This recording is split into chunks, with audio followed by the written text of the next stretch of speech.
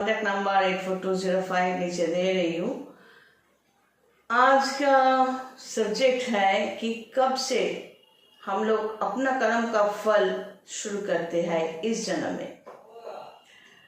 पहले ये बता दूं कि माँ के गर्भ में जो एक पुरुष और एक महिला अगर एक साथ होते हैं तो उसका रिजल्ट के दौर पर माँ के पेट में एक मांस का पिंड, एक फ्लेश एंड ब्लडेड, एक एसेंबलेंस ऑफ फ्लेश एंड ब्लड, तो वो तैयार होते हैं।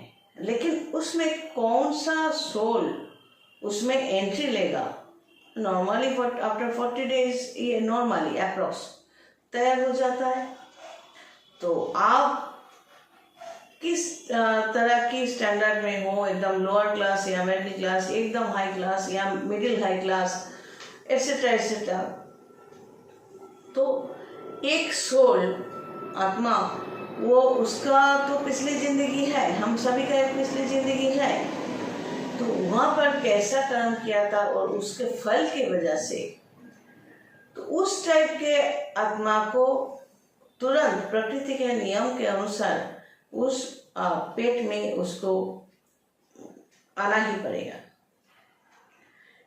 ये कहाँ पर हम पैदा होते हैं या पैदा होने से पहले ही मर जाते हैं या नॉर्मली पैदा नहीं हो सकते या पैदा हुए ऐसी जगह पर, जन्म लिया ऐसी जगह पर, पैदा इसलिए बोल रही हूँ कि एकदम इजी लगता है। तो पता नहीं ये खराब वर्ड है या नहीं, जो भी है जन्म लिया इस कहाँ पर, ये हमारा ही कर्म का, पिछले जन्म का कर्म का फल के अनुसार। अब ये फल सोचो, हम ऐसे जगह पे जन्म लिया जहाँ माँ बाप सपोर्टिव नहीं है, financial condition, monetary condition supportive नहीं है, पढ़ना लिखना ये सपोर्टिव नहीं है, ऐसा अगर है तो उसका मतलब क्या है, उतना अच्छा काम मैंने पिछले जिंदगी में नहीं किया तो मुझे यही से लड़ाई करना है। तो उस सिचुएशन से लड़ाई हमें करना है। साथ में हमें ये समझना है कि मेरे लिए भी कर्म करते जाना है।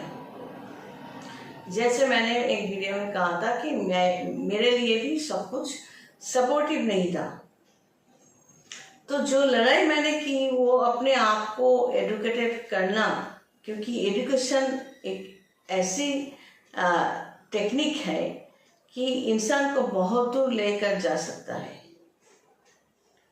एक राष्ट्र, एक राज्य, एक देश अगर उसमें लिटरेसी नहीं है, एजुकेशन नहीं है, शिक्षा नहीं है, उसको अगर दबा दिया जाए तो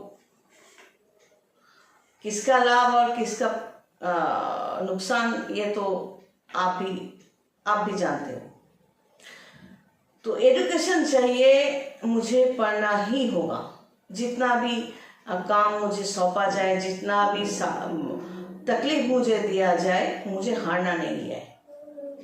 तो ये जो हारना नहीं है और आगे बढ़ना है, जो मुझे चाहिए वही तक बढ़ना है। किसी को तकलीफ देकर मुझे बढ़ना नहीं था, सबके लिए काम भी करना था। जानती थी उसका रिजल्ट, कुछ अच्छा रिजल्ट मुझे नहीं मिलने वाला, फिर भी काम किए जाना, उसको फेस करना और अपने लिए पढ़ाई या अपना जो दुनिया ये बनाने की कोशिश करना। क्योंकि मुझे पता था जिस दिन मैं अपनी दुनिया में पूरा घुस जाऊंगी तो उसी दिन मुझे शांति भी मिलेगी, फ्रीडम भी मिलेगी और सुख भी मिलेगा।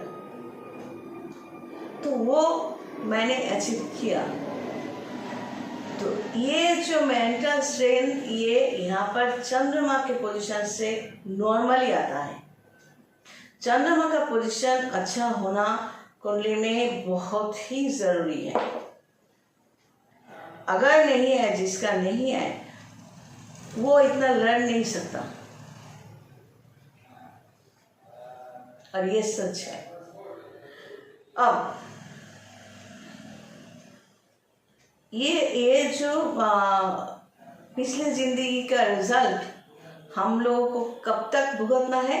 25 से 27 साल तक। मेरे लिए 27 साल था, और 27 साल तक मैंने वो जो तकलीफें सहा, लेकिन उसके साथ साथ मैं अपने आप को भी तैयार करते गई। उसका फल मुझे कब मिलेगा? 27 के बाद। तब मैं अपने आप को एस्टेब्लिश करना, प्रोग्रेस करना, सक्सेस की तरफ बढ़ना, दौड़ना, भागना, ये शुरू किया था। तो ये सभी के लिए एक ही है। तो पिछले जन्म का रिजल्ट जो है नॉर्मली 25 से 27 में खत्म हो जाता है। तो इसीलिए मैं कहती हूँ कि अगर आप 25 साल या 30 साल के नहीं हो तो मेरे पास मत आया करो। मतलब उसके लिए करना फर्स्ट तो ये है, अगर तांत्रिक के हिसाब से मुझे सिलेक्ट करेगा तो पैसा तो कुछ नहीं दे पाएगा, मेरा दिमाग चाटेगा या चाटेगी। तो उतना समय मेरे पास नहीं है, और मैच्योर भी नहीं होते, और आगे बढ़ने का मतलब, जिंदगी को फोकस करने का मतलब ये सब पता नहीं होता, सुनना नहीं चाहते, मानना नहीं चाहते। इसलिए मैं समझती हूँ वो 25, 27, 28, 30 साल तक आप अपना जो कर्म का फल है वो भुगतते रहो। जब अपना कर्म का फल आप भुगतना शुरू कर दोगे तब आना मेरे पास। तो खुद के लिए करना ये जरूरी होता है। चंद्रमा का पोजीशन यहाँ पे जरूरी होता है देखना, कैलकुलेट करना, चंद्रमा को पावर देना। ये मोती पहनने से चंद्रमा पावरफुल नहीं हो जाता। कई लोग मोती पहन के बैठे हुए हैं, ओरिजिनल हो या नकली, कुछ हुआ क्या? तो अगर अपने आप मोती चुनकर या कोई भी पत्थर का बोझ उठाकर आप पहन लेते हो और समझते हो हाँ सब ठीक हो गया, मैं चेंज नहीं होने वाली या होने वाला, बस पत्थर का बोझ हमको हमारे लिए सब कुछ ला के देगा, बाद में आप ही बोलोगे सब झूठा है, सब चीटिंग करता है। खुद चीटिंग के रास्ते पे जाकर ये सब एब्जॉर्ब कर रहे हो, ये नहीं बोलोगे आप। आप भी तो चीटिंग की मेंटालिटी के हो ना। आपको चाहिए पत्थर, कवच, ताबीज जो मैजिकली हमें सब कुछ दे देगा, और हम सुधारने वाले नहीं है, जैसे बदतमीज बदजात वही रहेंगे, वो तो आप नहीं कहोगे। तो यही बात है, चंद्रमा का पोजीशन कुंडली में बहुत मैटर करते हैं। ये जो एक्लिप्स ग्रहण होते हैं उस टाइम में भी चंद्रमा का पोजीशन कुछ प्रॉब्लम क्रिएट करते हैं। तो ये सब कुछ, ये जो वीडियो बनाती हूँ ये बस ऐसे ही बनाती हूँ कि आप जहाँ तक मैं पहुँच सकूँ, आप मेरा वीडियो अगर आपको आपके कोई काम आए तो I am grateful to you. आपने सुना, मेरे वीडियोस देखे और काम पे लगाया, आपको कुछ अच्छा ही हुआ, बस ये मेरे लिए बहुत है। ये वीडियो करना जो मैं करती हूँ, कोशिश करती हूँ, ये मैं सक्सेसफुल हूँ। बस भगवान की दुआ से उनके सामने मैं ये कह सकती हूँ कि आपने जो विद्या मुझे दी है, इतने लड़ाई के बाद ये जो सीखा है, मेरा जो मेंटल पीस है आपकी बदौलत, तो उसको मैंने डिस्ट्रीब्यूट करने की कोशिश की थी। किसने लिया और किसने नहीं लिया, इस पर तो हम कुछ नहीं कर सकते। कोशिश करूंगी इस ड्रेस को पहनकर या और एक ड्रेस पहनकर, ताकि आपको कुछ ये कनेक्शंस जो बताती जाओ। चंद्रमा का पोजीशन अगर किसी के एंटी क्लॉकवाइज लग्न के हिसाब से या राशि के हिसाब से 6 हाउस, 8 हाउस और 12 हाउस में है, तो उसको सावधान रहना है, उसके परिवार को भी सावधान रहना है, क्योंकि इस तरह के इंसान का जो हेड ऑफिस है ये बहुत इम्पेशेंट होते हैं और फ्रस्ट्रेशन में जाने की इसको आदत होती है, और जिंदगी में हारने का चांसेस होते हैं।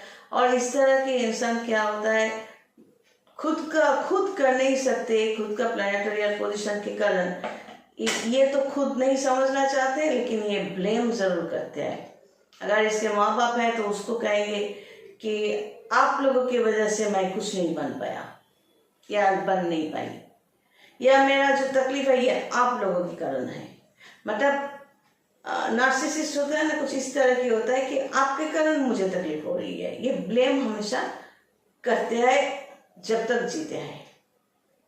तो ये बहुत खतरनाक कनेक्शन है, चंद्रमा का कनेक्शन। गॉड